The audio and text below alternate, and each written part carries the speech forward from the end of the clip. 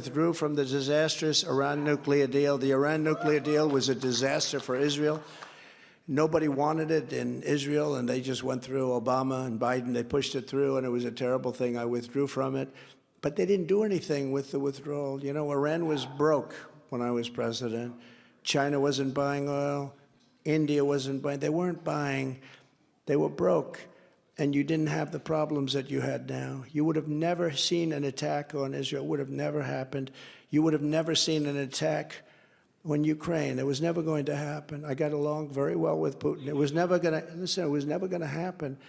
You wouldn't have had inflation. You wouldn't have had any of the problems. All of these problems, inflation was caused by the crazy energy prices that this guy caused to happen.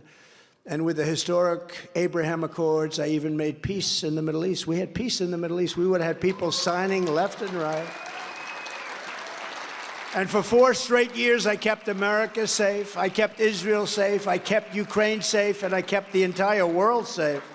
You know, there's a great leader, a very powerful leader in Hungary, Viktor Orban. And they interviewed him 2 or 3 weeks ago. Viktor Orban, very powerful man, very respected. Some people don't like him because he's a tough guy. But they said the whole world is exploding. Look at what's going on in the Middle East, and everything is exploding. And the world is a mess. He said there's only one thing that can be done. They said, well, what would you do? And what would you tell Biden? He said, I'd tell Biden to resign. You have to put Trump back in power. Because when he was here, China respected him. And Russia respected him, and everybody respected him. And North Korea, Kim Jong-un respected him, and we had no problems. And he's acting up again, and it's very sad to see that. But we had a very good relationship. But when Trump was here, we had no problems with this man. The whole world is collapsing. You could end up very easily in World War III. You could end up in a World War III that would be like no other because of the weaponry, nuclear weapons in particular, but a lot of weapons. And the level of weaponry now is at a level this won't be army tanks going back and forth shooting each other. This will be obliteration.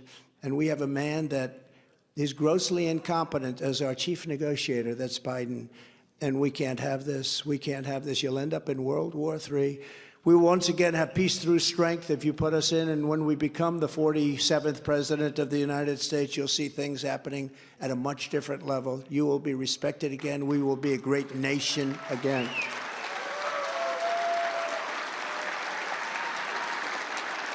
And I'm the only candidate who can make this promise to you. I will prevent World War III. And we are much closer than anybody understands. Don't forget, we have 11 months to go. It doesn't sound like a long time, but the kind of destruction they do, we have 11 months to go, and the kind of destruction they do is, that's a long time. They can do a lot of damage. I'm talking about people from within our country.